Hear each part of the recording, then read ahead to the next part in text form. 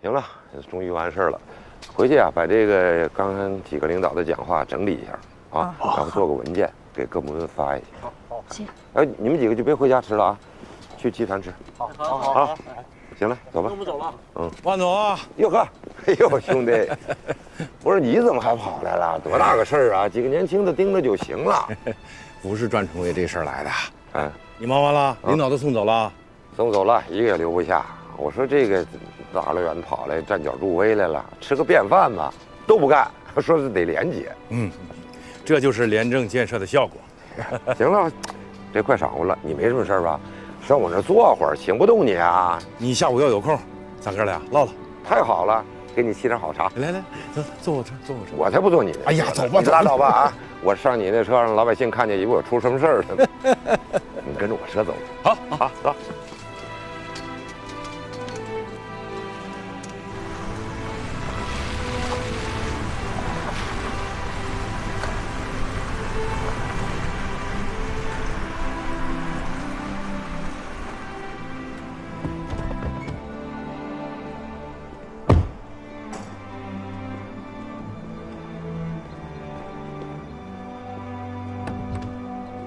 哎，行，真气派啊！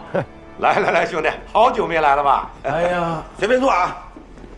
我说老哥，你这变化可不小啊！我打个电话。哎呀，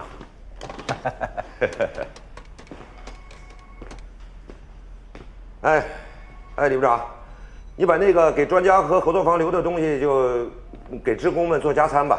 哎，还有，船家已经带着合作方去镇上吃了，也不用管他了，啊。等到中午的时候啊，你给我送2份饭到办公室来。好，就这样。怎么样，伙计？还是红茶？红茶，几十年的老习惯了。给你留着呢。哎，朋友送的啊，顶级的，我一直想拿给你。这岁数大了总忘事儿。哎呀，你说这当哥的就是。哎，还记得86年建石材厂盖那个小2楼，那跟这没法比呀。哎呀，这不也是为了发展吗？这不是企业做大了，现在这有时候来外宾啊谈合作的也多，你得有个样子。盖这个楼的时候啊，我也犹豫了好久。当然啊，一是为了发展，二做点小门面。但是你放心，不管这个楼盖多高啊，你老哥我这人是不会变的，要不咱也走不了这么些年，这没错吧？那肯定是没错啊，你肯定是不能变。可是这人的权利和责任变了，别人看你的眼光也就变了。那我就管不了了。我一天到晚忙这么多事儿，我还管他们怎么说？我既不贪赃枉法，也不行贿受贿，心安理得。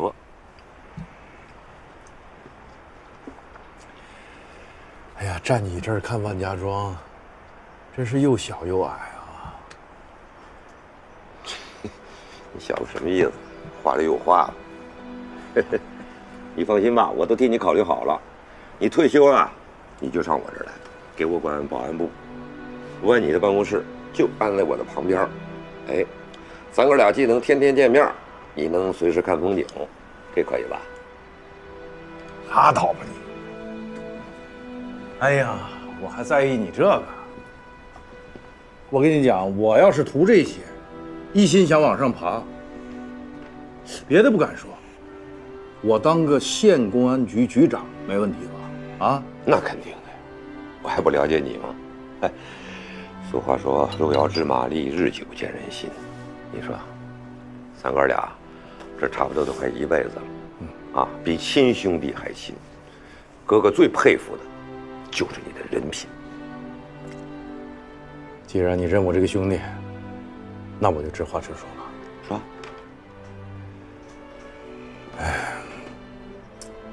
你原本今天呢，算是集团的喜庆日子，我不想败你的兴。可是我刚才去了趟有德家，看了一下庆来。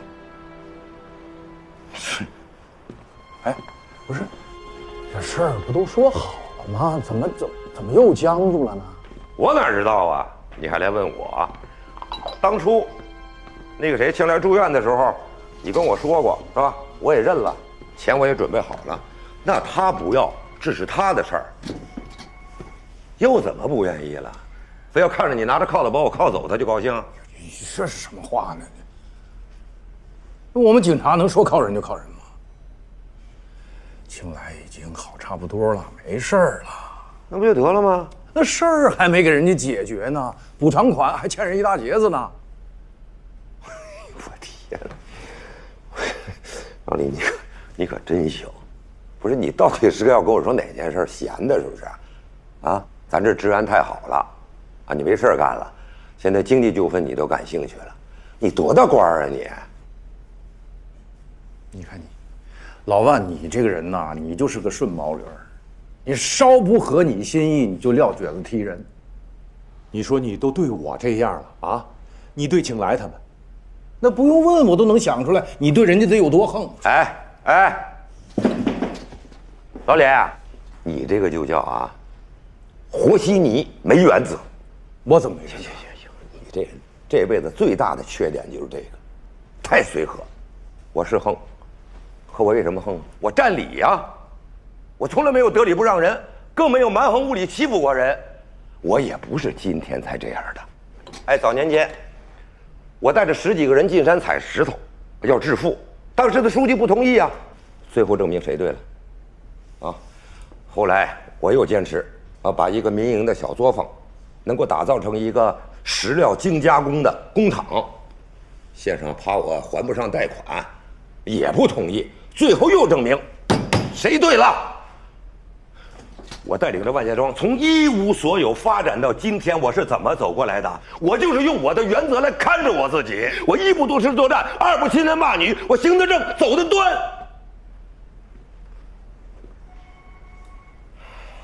如果都像你那样啊，同情这个，同情那个，是吧？谁见了你啊，抹把鼻涕掉两滴眼泪，你心就软了，觉得谁都可怜。可怜的是这么的，自己掏腰包给人家钱，那我还能管好一个集团？你也不想想，你这辈子怎么就进步不了？啊，就你这样，哪个领导敢给你委以重任？就怕你手里有了权力，不讲原则，胡用乱用。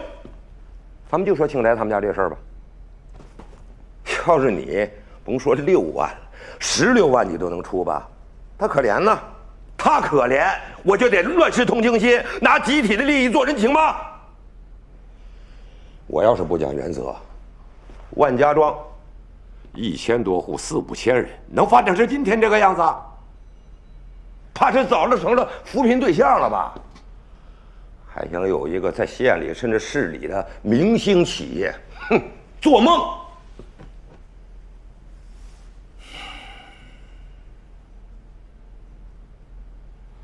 你说的对啊，我不如你有本事，所以我也进步不了。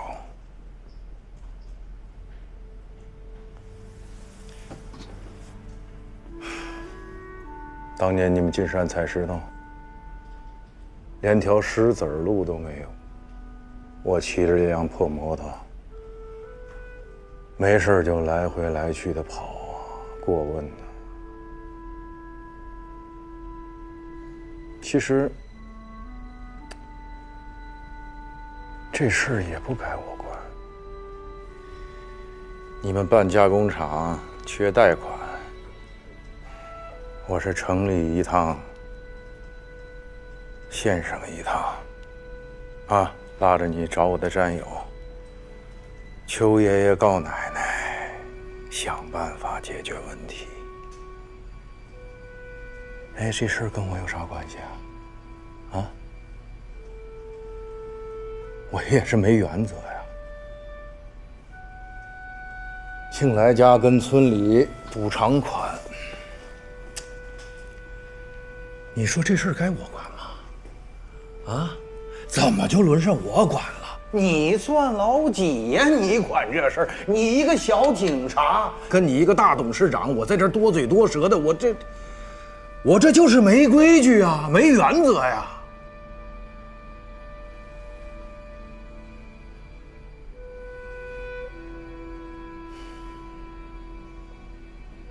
行了，走了。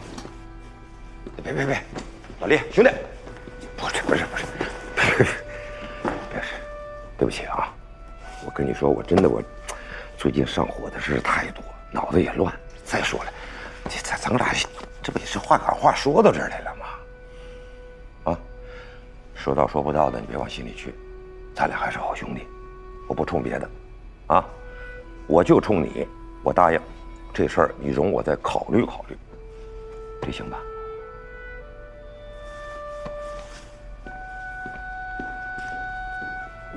吃了饭再走啊！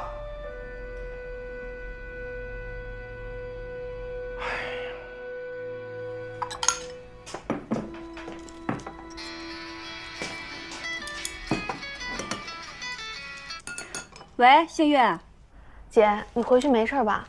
我姐夫伤好点没？你姐夫挺好的，都能下地了。哎，你跟关律师研究的咋样了？我们现在正好有点想法，想跟你们商量一下呢。那你等会儿啊，正好爸妈都在呢，我开免提，大家一块儿商量商量。爸妈，哎，关律师他们来电话了，咱都听听。啊，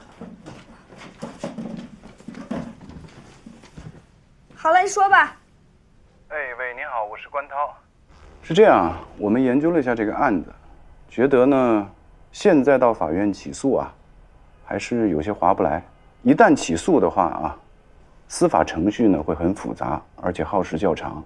本身呢，这个案子涉案的金额就不大，而且双方呢都各自有各自的理由，咱们也没法保证说6万块钱的主张，法院呢会全额的支持咱们。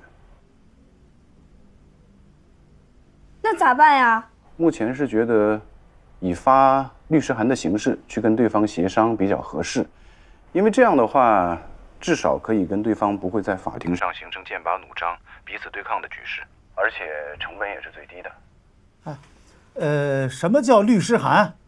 律师函呢，就是以律师事务所的名义给对方写一封信，催促对方啊尽快的履行支付赔偿款的法律义务。不，你们写封信就管用啊？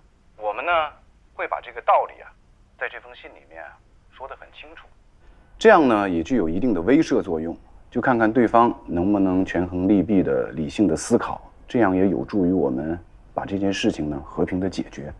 咱们先看看对方什么样的反应，然后再决定后续我们做出什么样的行动。爸妈，我觉得可以，你们看呢？是不是就是说咱就不用跟村里说了，也不用再找万书记了？对呀，就交给关律师他们。我寻思着这样好，哎，要再去找他们多别扭啊。是啊，我这老脸都给丢尽了，我这都。那咱就把这事儿交给关律师他们了。那关律师就麻烦你了。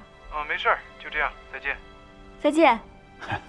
幸福啊，上次你回来说请律师的事儿，我正担心这事儿。你说真的要跟村上打上官司了，以后怎么见万书记呢？要是不打官司吧，咱这钱又要不回来，我正愁这事儿呢。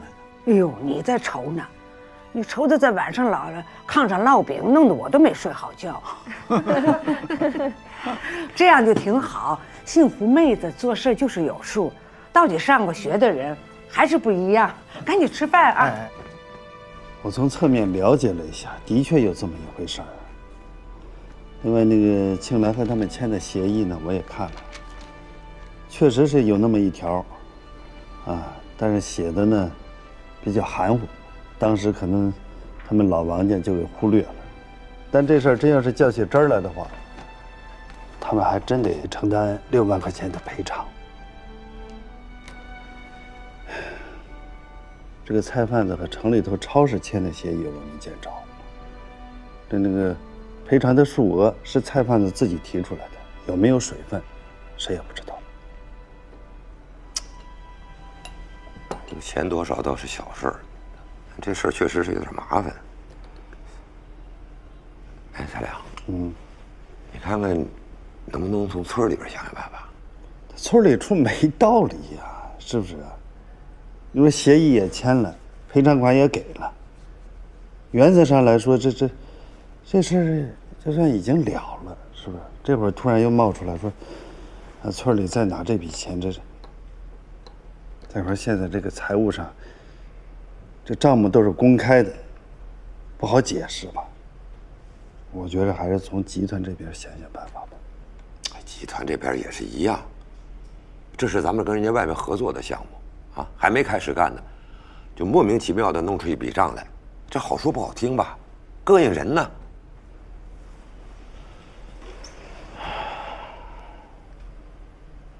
要不这样，这2天忙，回头找个日子，你把有德约上，到家里来一块喝个酒，再请上2个老人，啊，说服他先把这笔钱认下，然后以后再找机会给他补上，也让他明白，啊，这个事儿啊，别人都盯着呢，确实是不好办。行吧，只能这样了。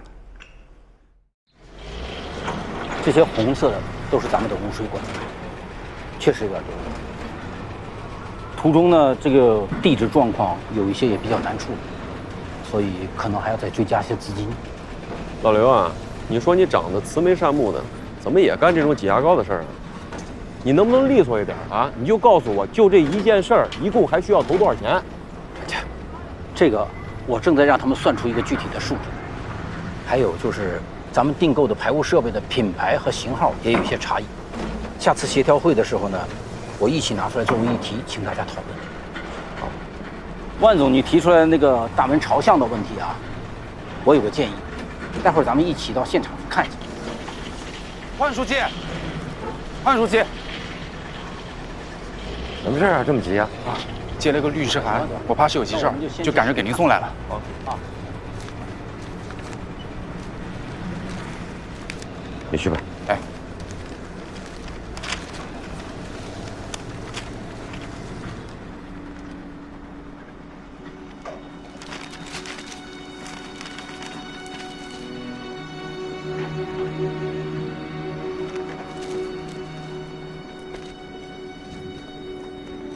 怎么了爸？哎，没事没事，胸口有点堵疼。啊？不是，我带你上医院看看去吧。不用了，回家躺会儿就好了。行，那你喝口水，一会儿我开车送你回去。不用了，他跟我回去就行了。你还是在这儿，啊，跟陈总和刘工一块儿，赶紧把工地的事情弄清楚。时间紧，咱们耽误不起工期。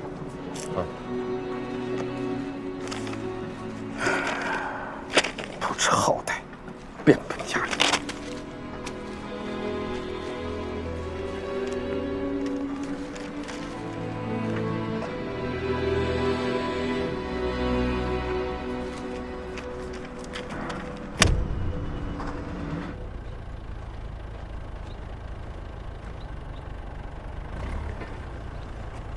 6个字啊，棚拆掉，地推平，给你们1个小时的时间，该干什么干什么吧。还这么多人，有说拆就拆嘛。把这板凳给我搬来。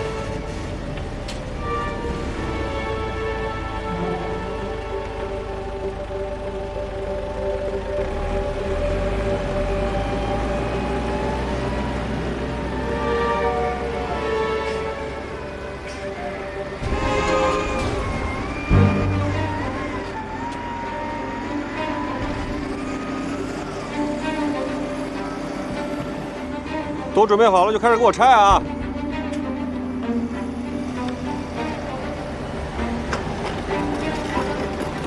哎，好，好，来，听我号令，预备，推！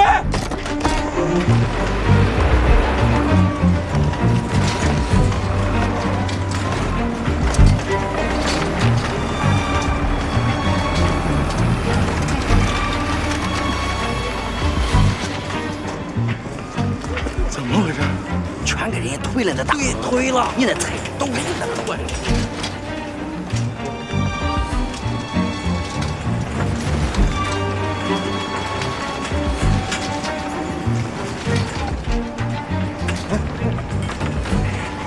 这招呼也不打就给人推了。这个太不像话了。小叔，啥事儿啊？有人推你们家地呢。什么啊？我刚回来还没事啊！大铲车把你们家大棚掀了。大铲车？青来，青来！怎么了，妈？有人刨咱家地了！刨咱家地啊！还在停住！哎呀！停住！哎，别开了！停！停下！停下！哎呀，你们停下！问船家，赔偿的事还没谈好，你们要施工为什么不提前通知我们一声？这大棚和菜损坏了算谁的？协议签了多长时间了啊？你们一直不挪地方，你现在跟我说损失啊？那你得容我们把菜收了，把棚拆了呀，船家。没给你们时间吗？啊，通知你们腾地儿多长时间了？你们有动静吗？你们现在是故意阻碍施工的进度，集团没找你们要损失呢。好好说话，你们不听，给脸不要脸。你啊，还找个律师告我？咱们这可不行，没给我们时间。哎，听他的还是听我的呀？啊，推！别，不能推！不能推！别推！不能推！别推呀！别推！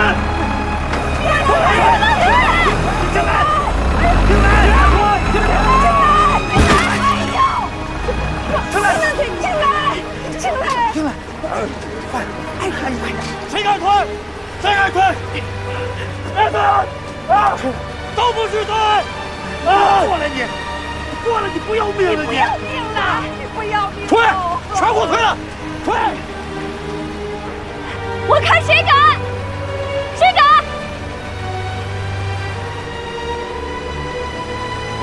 幸福回来！幸福！幸福！回来！幸福！哎呀！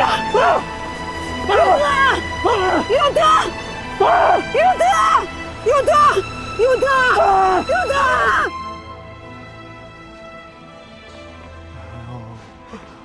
爸，哥，爸怎么样了？哎，哟，家属都在呢。哎呦，大夫咋样了？不严重，跟我估计的差不多，就是急火攻心，吊几瓶水，休息休息就没事了。还有啊，这几天啊，别再让他着急了。哦，谢谢。谢谢。好，没事。我的菜啊！哎呀，说没就没了，他们也太不讲理了，连个招呼都不打，说退就退了。他们就是故意的，我跟你们说。他们得赔，他们得赔，不着急，都让他们赔。别着急，你先休息啊！别急，你先休息啊！让他们赔。啊，你睡会儿，休息会儿啊。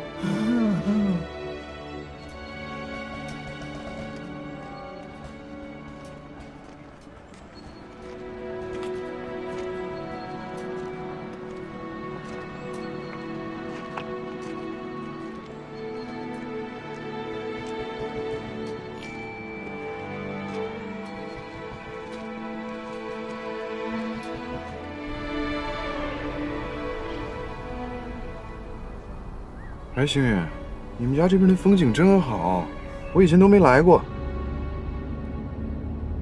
我上次离开家的时候还发誓再也不回来了。啊？为什么？这不是你的家吗？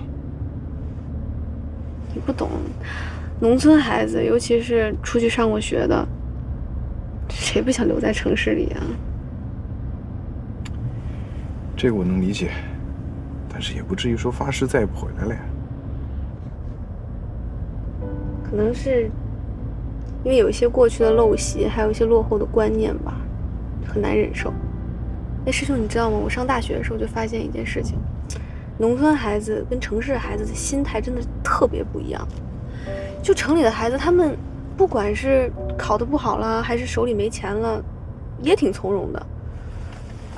可我就不一样，好像每天都过得很紧张，很有压力。总觉得好像不能浪费任何一点时间，浪费任何一个机会。你这么努力，会慢慢好起来的。其实你也可以从容一点啊。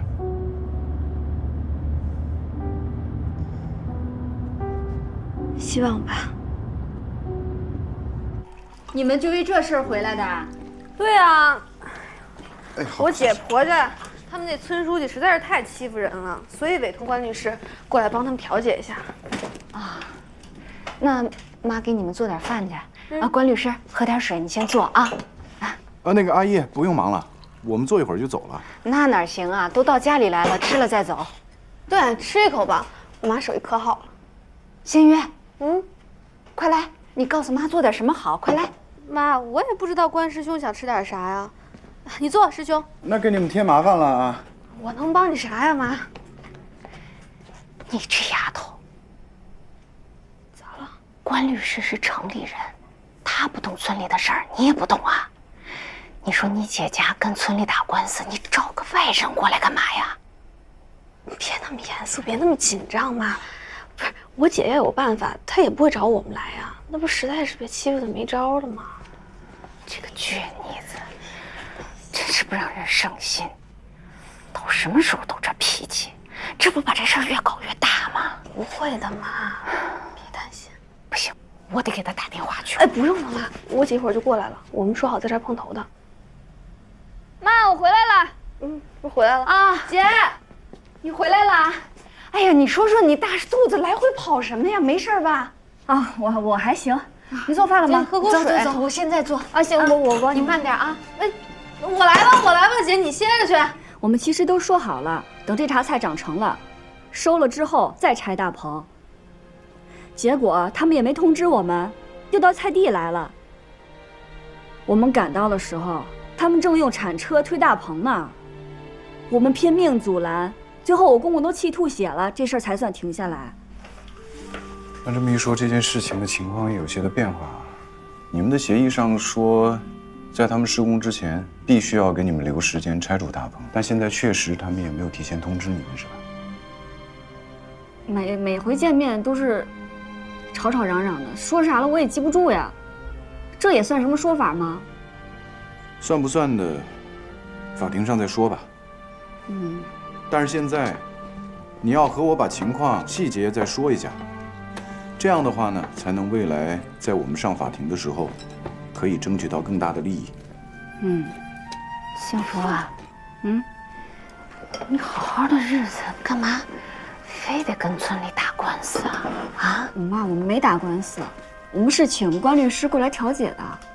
对，阿姨，您放心吧，现在呢是法治社会，大家都依法办事，不会有什么问题的。我们现在主要是要解决问题。关律师，一看你就是明白人，你要这么说，那我就信了。那幸福婆家的事儿就全拜托你了。放心吧，妈，我师兄可靠谱了。这个事儿该招标还是得招标啊，别老惦记着七大姑八大。别把书记来了。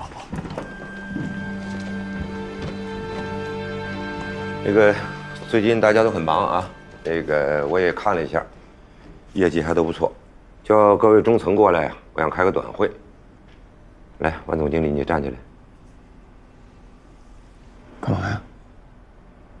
我让你站起来说话。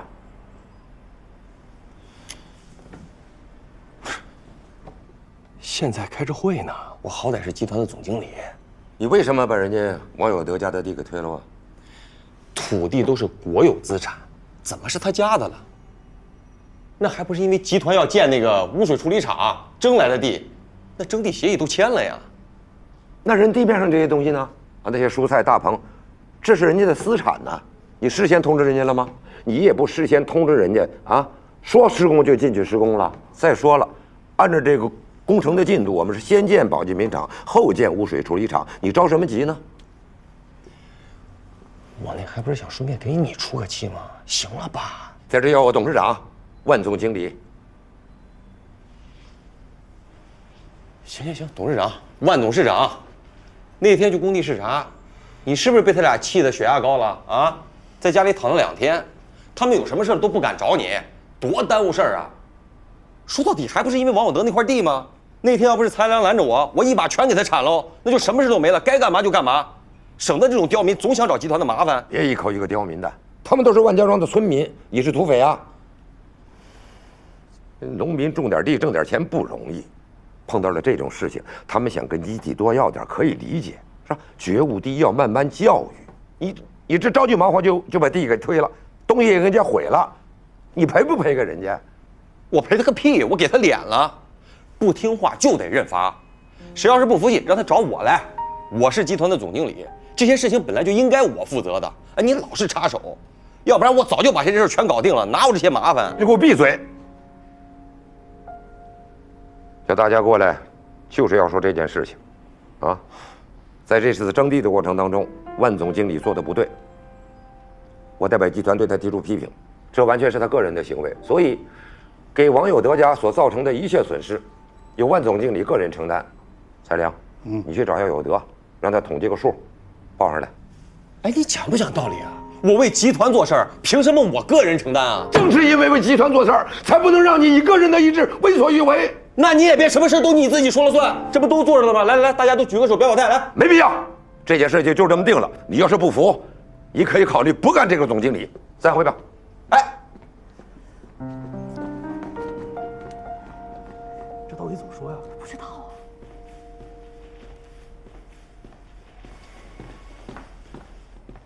你什么意思呀？啊，你这在家歇了2天，你是养精蓄锐了还是怎么的？刚上班就拿我开刀，你这隔三差五的拿我立个威，有意思吗？你别不知好歹啊！你看见大伙看你的眼神了吗？我这么做是在帮你。万家集团我还能管一辈子，可照你这么干，万家集团早晚毁到你手里。今天我一到公司才知道，你把人家的地给推了。王有德都气吐血了，你说你这么干事谁能服你啊？就算表面上服了，心里也不会服啊。哎，服不服，听话就行。那是真听话吗？啊，表面上什么都答应你，背后里跟你捣蛋。当多大的官儿得有多大的心胸，错了就得认，错不怕，改就行啊。这个事我站着理呢，好不好？啊？我还不是为了集团的利益着想吗？我也是为了工作。站着理得讲工作方法，你不能动不动就跟村民动硬了，谁不服你就收拾谁，这还了得？你拿自己当土皇上了？行了，你别跟我说那些有的没的，我知道了。但是，我把丑话给你搁前头啊，你要回头再当着那么多人的面说我损害我的威信，你别怪我搂不住火，我回头顶着你高血压下不来台，你别说我不孝顺。你敢？哟，我敢不敢了你了还？我还都是。万总，何幸福来了。哎，书记您在哪？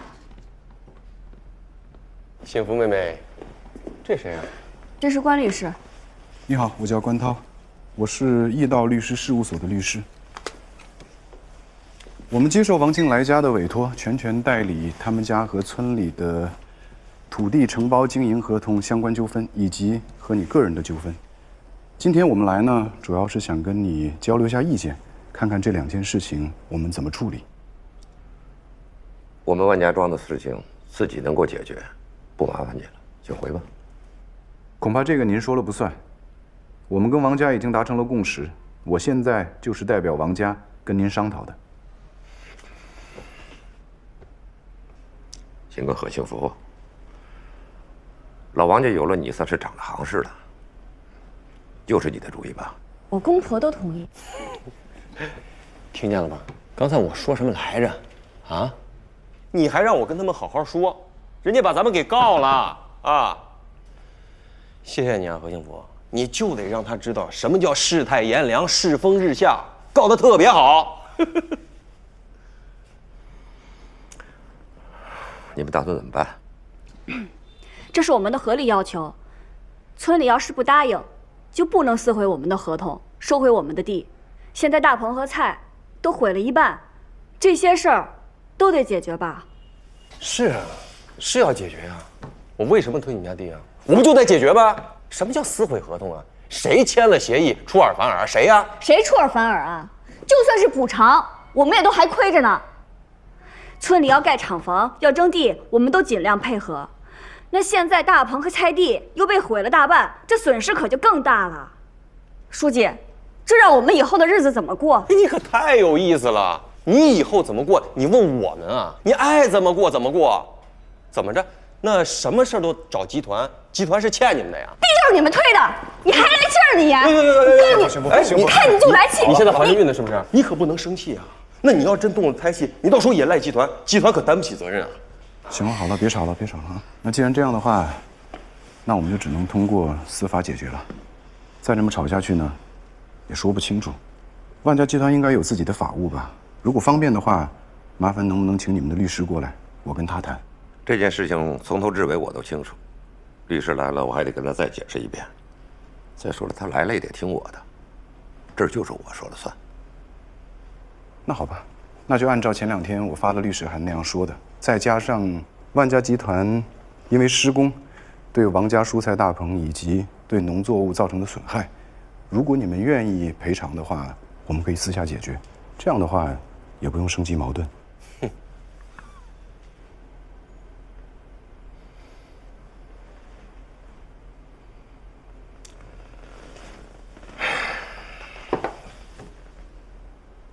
我一直认为，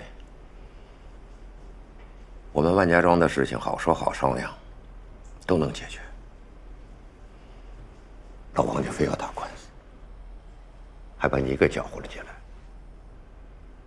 好啊，那就打！我万善堂就是这个脾气，好说好商量，什么都好办，跟我来硬的，我等着。传家送客。好嘞，先生，我觉得在法律面前，我们还是要慎重一点。行了，慎重什么呀？你说你一个当律师的，不好好做功课，你都不知道老万什么脾气，你上来就跟他商量，商量什么呀？送客了，走吧。哎，你们爱上哪个上哪个，先让法院递传票。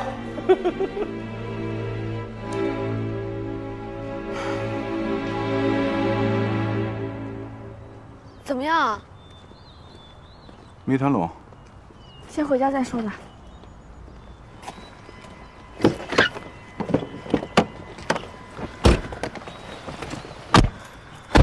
真的是想不到啊，这么大一个万家集团的董事长竟然不太懂法。我跟他说，我跟他们的法务对接一下，他也不配合。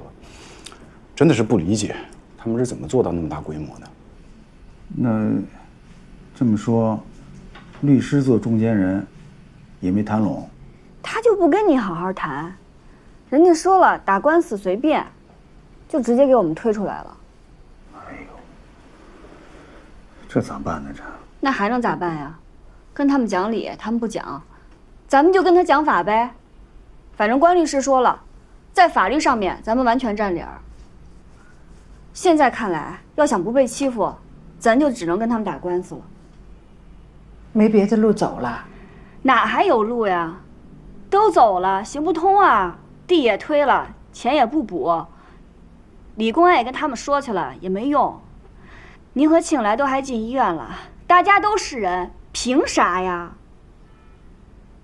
少说两句啊！我咋不能说？你不说，我不说，就等着被欺负呀？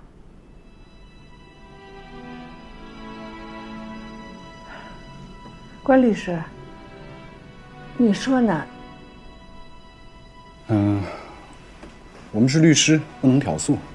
但是我觉得吧，你们把打官司这个事儿啊，看得太严重了。咱们的国家现在呢，提倡依法治国，未来呢，人们的法律意识会不断的增强，以后靠法律来解决问题，会是个很普遍的现象。这个官司如果要打呢，那咱们在诉讼的过程当中啊，就要注意方式和方法，合理的提出诉求。那如果不打这个官司的话，我们也可以继续去跟他们协调。只不过，根据今天的情况来看呢，恐怕会有难度。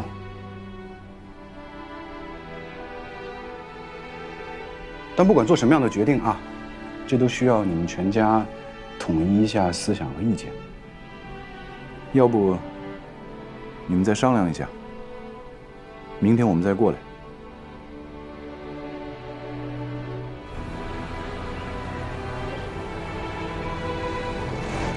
真的是想不到啊，这都什么年代了？这农村里头，上至领导，下至百姓，法治观念还这么落后。哎，心远，你不说总找不着案子吗？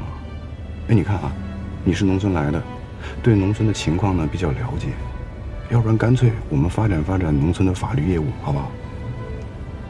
别。为什么？不是你自己刚才也说了吗？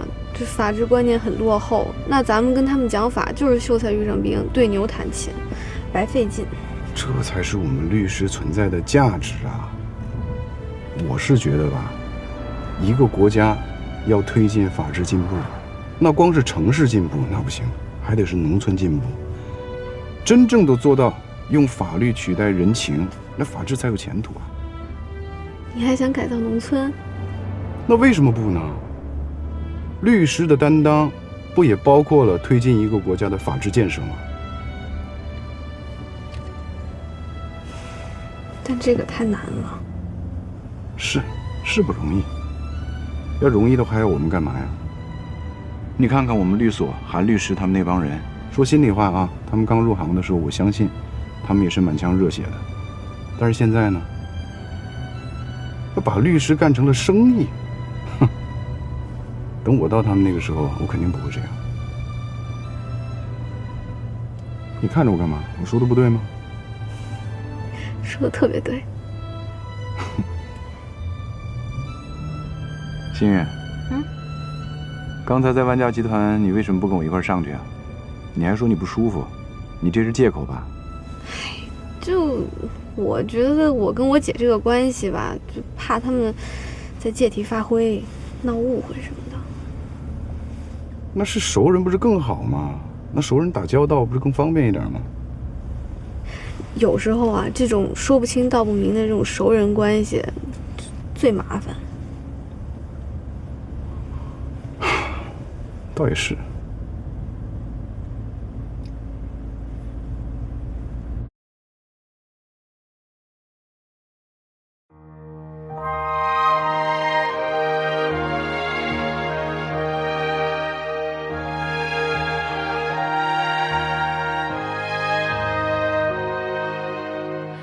也许你人生残破，也许失望让你沉默，还要勇敢地走，继续倔强的活。谁能阻止你用力去生活？也许理想已斑驳，也许命运略显坎坷，还要勇敢地走，继续坚强地活。谁能阻止幸福开出花朵？就算命运注定曲折，我绝不退缩。跌碎的梦再一次的重生，不登高山，不知天之高，不离深渊，怎知地之厚？别人说用全力拼搏，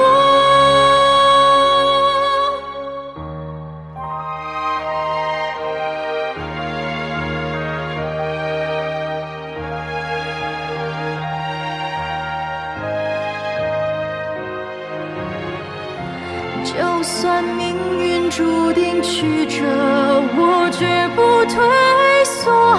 跌碎的梦再一次的重生，不登高山，不知天之高，不离